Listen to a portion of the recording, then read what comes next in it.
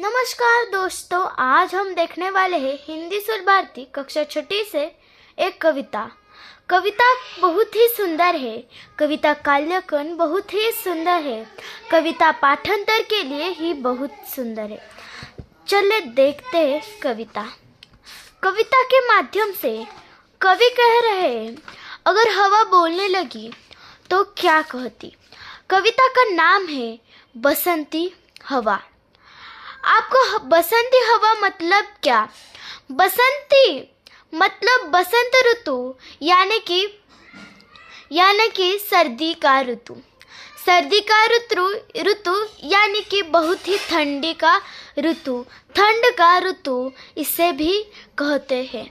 चलो हम हमारे कविता पर जाते हैं। इस कविता के कवि है कवि केदारनाथ अग्रवाल जी। और इस कविता के माध्यम से हमें कवि कहना चाहते हैं कि हवा हूँ हवा में, बसंती हवा हूँ मी हवा आहे आणि मी हवा अशी आहे की मी हिवाळ्यातली हवा आहे, मी साधी सुधी हवा नाही। सुनो बात मेरी अनोखी हवा हूँ। माझं सगळं ऐका, मी खूप आगळी वेगळी हवा आहे, बसंत ऋतूची हवा आहे, हिवाळ्यातली हवा आहे।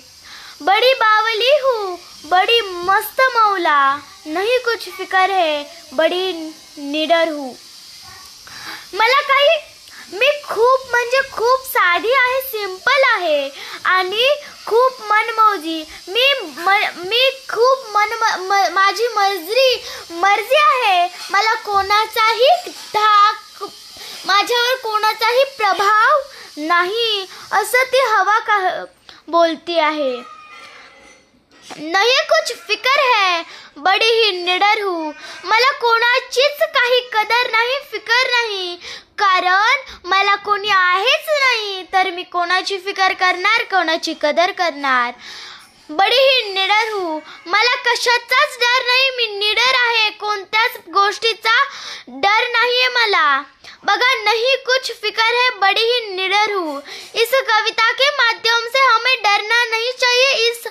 इस अनुभव का भी वाक्य दिया गया है। जिधर चाहती हूँ उधर घूमती हूँ, जिधर चाहती हूँ उधर घूमती हूँ। मी जिथं पाहिजे तिथं जाते आणि जिथं पाहिजे ते करते। मुसाफिर अजब हूँ, हवा हूँ हवा में, बसंती हवा हूँ। मुसाफिर मतलब मी आगळी वेगळीच आहे, मला कोणी ओळखूच शकत नाही ना कोणी पाहू शकत नाही, कारण हवा आहे मी हवा, बसंत ऋतूची हवा आहे। चढ़ी पेड़ महुआ थपथपा मचाया, गिरी धम से फिर चढ़ी आम ऊपर।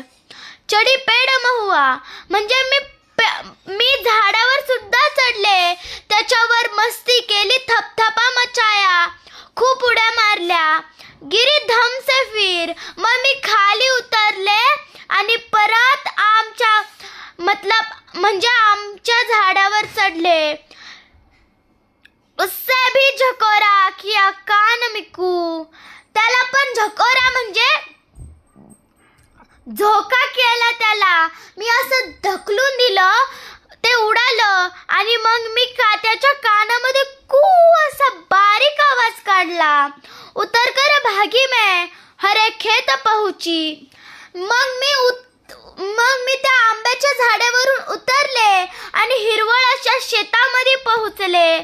वहाँ गेहूं में लहर खूब मारी, हवा हूँ हवा में, बसंती हवा हूँ। ते शेत कशाचं असेल तर ते गहूचं शेत होतं आणि त्या गहूच्या शेतामध्ये लहर तिने मारली। लहर म्हणजे तिने झकोरा घेतला, झोका घेतला, अशी फिरली, इकडून तिकडून आली। हवा माहिती ना तुम्हाला कशी फिरते, तशी इकडून तिकडून आली आणि परत म्हणती का, कारण हवा हूँ हवा में, बसंती हवा हूँ। इस पाठ से हमें दिखाई जाना चाहिए, समझना चाहिए कि हवा हूँ हवा में, बसंती हवा हूँ। पहर दो पहर क्या अनोखो पहर तक, इसी में रही मैं खड़ी देख अलसी, लिए शीश कलसी। पहर दो पहर म्हणजे मी दुपारच्या नंतर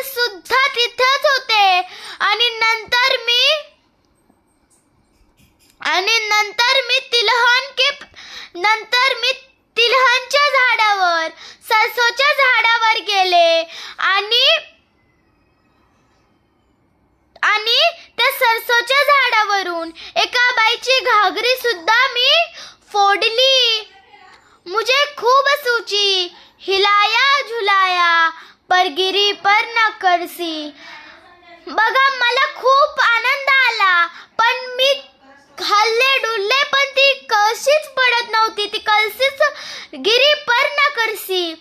इस हार को पा हिलाया न सरसो, झुलाई न सरसो, हवा हूँ हवा में बसंती हवा हूँ. मी किती त्या तिळाला हरवलं, त्या तिळाला हलवलं, पण ते हलतच नव्हतं. का? कारण हवा हूँ हवा में बसंती हवा हूँ. इस पाठ के माध्यम से कवि केदारनाथ जी हमें दिखाना चाहते हैं कि हवा अगर बोलने लगती तो क्या कहती.